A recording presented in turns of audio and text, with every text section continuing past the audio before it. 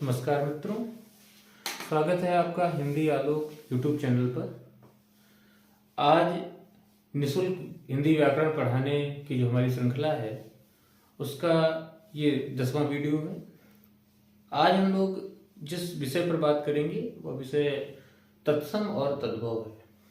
बहुत से विद्यार्थी कहते रहते हैं कि मुझे तत्सम तद्भव पहचानने में समस्या होती है। हालांकि तद्भव और तत्सम तो एक रटने वाला ही विषय है, लेकिन अगर इसे हम कुछ नियमों के माध्यम से समझ लें तो ये बहुत ही आसान हो जाता है। तद्भव और तत्सम इतना महत्वपूर्ण है कि हर प्रतियोगी परीक्षा में ये पूछा जाता है। 2-4 प्रश्न से आ जाते हैं और समीक्षा अधिकारी और सहायक समीक्षा अधिकारी में तो सीधे सीधे इससे 10 प्रश्न होते हैं। तो हम ये देखेंगे कि चाहे आईएएस, पीसीएस हो या कहीं भी आप देख लीजिए, जहाँ भी हिंदी पूछी जाती है, चाहे वो यूपी पुलिस से लेके आईएएस तक हो, तद्भव और तत्सम उस पाठ्यक्रम का एक महत्वपूर्ण घटक होता है। और यदि हम इसे पढ़ लेते हैं तो 3 से 4 प्रश्न तो हर परीक्षा में हम अपनी सुनिश्चित कर लेते हैं। तो आज हम कुछ नियमों के माध्यम से इन्हें सीखेंगे। देखिए, सबसे पहले तत्सम या तद्भव कैसे पहचाने, इसके अंदर सबसे पहले हम तत्सम और तद्भव जान लेते हैं। इससे पहले कल के वीडियो में एक लोकोक्ति जो है लिखा था हमने, उसका अर्थ नहीं बताया था। मैंने सोचा था कि आप लोग जो है कमेंट में पूछेंगे, लेकिन आप लोगों ने कमेंट में पूछा नहीं। एक हमने लिखा था कि डंडा सबका पीर, लिखा था डंडा डंडा सबका पीर। ये हमें बताना भूल गया था। इसका क्या मतलब है लोकोक्ति का? डंडा मतलब क्या है? बल, शक्ति का प्रतीक, और पीर मतलब गुरु। तो जो डंडा है वो सबका गुरु है। इसका कहने का तात्पर्य यह है कि शक्ति से सभी नियंत्रित होते हैं, शक्ति से ही सब जो है प्रभाव मानते हैं। राष्ट्रकवि दिनकर ने भी लिखा है कि क्षमा सोवती उस भुजंग को जिसके पास गरल हो, उसको क्या जो विषहीन विनीत, जो दंतहीन विषहीन विनीत सरल हो। तो जिसके पास शक्ति है वही, उसके पास क्षमा करने का अधिकार होता है, और कमजोर के पास क्षमा करने का भी अधिकार नहीं होता है। तो कहने का मतलब यह है कि जो डंडा होता है, शक्ति होती है, शक्ति के बल पर ही सबको नियंत्रित किया जा सकता है, सबको कंट्रोल किया जा सकता है। ये इसका मतलब है डंडा सबका पीर। एक और बात है, कल के जो हमने ऊपर लिखा था तो जल्दबाजी में लोकोक्ति ऊपर जो है, हालांकि पूरे वीडियो में ठीक था, ऊपर जो है लोकोक्ति जो है ऐसे लिख दिया था, इस तरह लिख गया था। ये गलत है, जल्दबाजी में लिख दिया था, यही सही है ऊपर वाला, लोकोक्ति। ठीक है, तो ये 2 बातें थी, मैंने सुधार इसलिए करवा दिया कि आप लोग उसका संदर्भ ना लें। बाकी और हर जगह मैंने सही किया था। अगर आप पूरा वीडियो देखेंगे तो सही ही था, ऊपर जल्दबाजी में लिख दिया था, इसको ध्यान रखिए। अब सबसे पहले तो आप स्क्रीनशॉट ले लीजिए इसका, इन नियमों का। इसके बाद हम थोड़ा इस पर बात करेंगे। आप आराम से स्क्रीनशॉट ले लीजिए।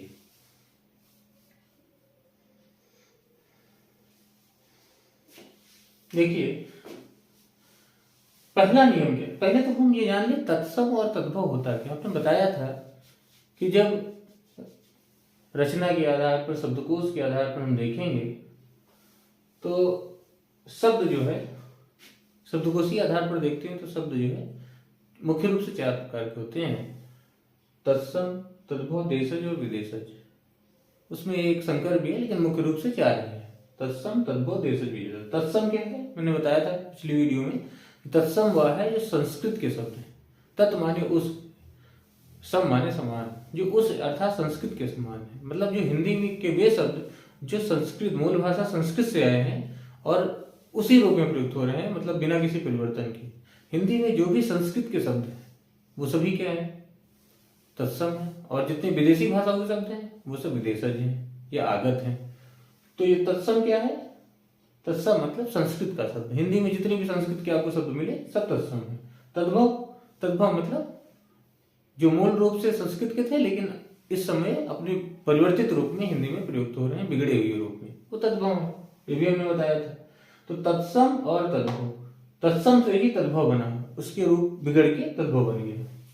तो हम तत्सम और तद्भव पहचानने के कुछ नियम देखते हैं। पहला है कि प्रायः तत्सम शब्दों में श तथा तद्भव में खा हो जाता है।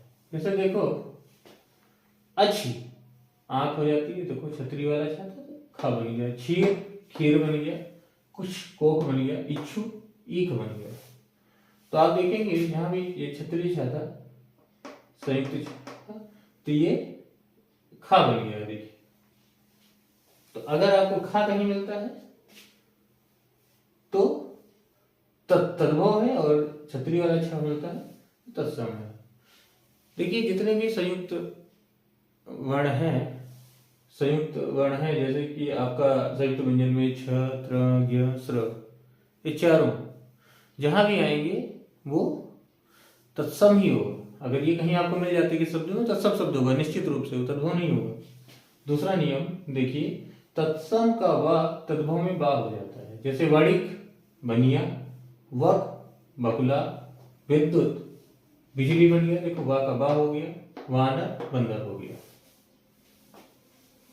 उसी तीसरा नियम है कि तत्सम का ये तालब है श, तद्भव में दंती सा हो जाता है। जैसे शाक साग बन गया, शुक सुआ बन गया, सुंड सूर्ण बन गया, ससुर ससुर बन गया।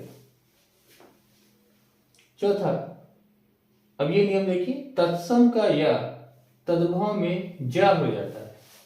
तत्सम का या तद्भव में जा हो जाता है। जैसे युवा जवान, यमुना जमुना, यजमान जजमान, युगल जुगल, यम जम। अब देखिए, एक जो हिंदी की पहली पत्रिका निकली थी, वो उसका नाम था उदंत मार्तंड, और उसके जो संपादक थे वो थे जुगल किशोर शुक्ल। अब जुगल, एक बार जीडीसी में पूछा गया था सिस्टम से पिछली बार कि इनका नाम कोर्ट में आया था, इनका नाम सही क्या है, तो बहुत लोगों ने युगल कर दिया था। युगल नहीं है, शुद्ध क्या है उसका, जुगल किशोर मिश्र ही उनका नाम है, वो कानपुर के थे। तो जुगल, युगल का जुगल, जुगल क्या है, तद्भव है। युगल माने जैसे प्रेमी युगल, तो युगल क्या है, जोड़ा, और इसका तद्भव जुगल बन जाएगा, बिगड़ा हुआ रूप। उसके बाद री, ये री की मात्रा है, का प्रयोग केवल तत्सम में ही होता है। जैसे श्रृंगार, सिंगार बन गया, गृहिणी ये री है, तो घरनी, श्रृंग सींग, भ्रात भार्या, भ्रात भार्या मतलब भाभी, घृणा घिन, मृतिका मिट्टी। उसके बाद है त्र का प्रयोग केवल तत्सम में। त्र जो है उसका प्रयोग केवल तत्सम में ही होता है। त्र का प्रयोग केवल तत्सम में ही होता है। जैसे त्र हमने बताया था कि छ, त्र, ज्ञ और स्र, ये चारों जो संयुक्त व्यंजन है, संयुक्त अक्षर हैं, ये तत्सम में ही प्रयुक्त होते हैं। अगर ये आपको कहीं मिल जाए तो तत्सम ही है, आंख मूंद के, उसमें कोई कंफ्यूजन नहीं है। त्रा का प्रयोग केवल तत्सम में ही होता है। त्रा क्या, छ, त्र, ज्ञ, स्र, याद कर लीजिए। अगर कहीं भी मिल जाए आंख मूंद को तत्सम है, तद्भव नहीं हो सकता। त्रा का प्रयोग केवल तत्सम में होता है। रात्रि रात, सूत्र सूत, राजपुत्र राजपूत, मित्र मीत, पुत्र पूत, पत्र पत्ता। ये समीक्षा अधिकारी में आरोह में पूछा गया है, पत्र पत्ता। तो पत्र क्या है, तत्सम शब्द पूछा था, इनमें से कौन सा तत्सम शब्द है, तो पत्र जो है तत्सम है, पत्ता इसका बनेगा तद्भव। चंद्र बिंदु का प्रयोग केवल तत्सम में होता है। अब एक कुछ चीज ध्यान दीजिए कि जो चंद्र बिंदु है केवल संस्कृत में होता ही नहीं है, तो तत्सम मतलब संस्कृत के शब्द। चंद्र बिंदु का प्रयोग संस्कृत में नहीं होता, जब देवभाषा संस्कृत में नहीं होता तो हिंदी में ही होता है। तो अगर कहीं भी आपको चंद्र बिंदु मिले, इस तरह का चंद्र बिंदु लगा किसी शब्द में मिले, तो आंख मूंद के वो तद्भव है, वो तत्सम नहीं हो सकता। ऑप्शन में 4 ऑप्शन दे दिया और एक में चंद्रबिंदु लगा है, आंख मूंद के आप उसको तद्भव मान लीजिए, क्योंकि वो तद्भव ही होगा, तत्सम हो ही नहीं सकता, क्योंकि संस्कृत में चंद्रबिंदु होता ही नहीं। चंद्रबिंदु का प्रयोग केवल तत्सम में, जैसे चंद्र चांद हो गया, लंग लंगड़ा हो गया, मुख मुंह हो गया, ये भी आरोप पूछा गया है, पुच्छ पूंछ। उसके बाद है रा के सभी रूप। रा के सभी रूप, रा केवल रा नहीं, रा के जो रूप कई रूपों में लगता है, तो सारे रूप जो रा अगर किसी और रूप में जुड़ा हुआ है किसी शब्द में, तो वो क्या होगा, तो वो जो है तत्सम ही होगा। जैसे आपको बताया था ये, तो जैसे ट्रक में लगाते हैं, तो हलंत और रा, ये हलंत है और इधर रा है, बताया था ये रूप, या ये जैसे प्रा में लगता है ये रूप दूसरा, और रेफ उड़ने वाला ऊपर लगता है रेफ, तो ये जो है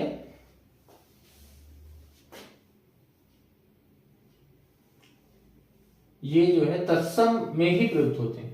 जैसे उदाहरण देखिए, द्विपहरी, दोपहर, स्पर्श, ये देखो ऊपर लगा है रेफ है, तो द्विपहरी, द्विपहरी दोपहर, स्पर्श परस, ताम्र तांबा, व्याघ्र बाघ, ये भी आरंभ पूछा गया है, प्रस्तर पत्थर, स्वर्ण का सुनार। तो ये जो है आपके, देख लीजिए, अब देखिए इसमें स्वर्णकार सुनार, इसमें भी देखो रा,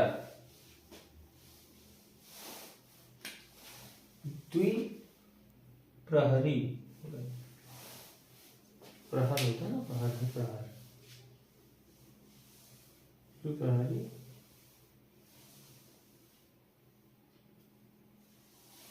पत्थर,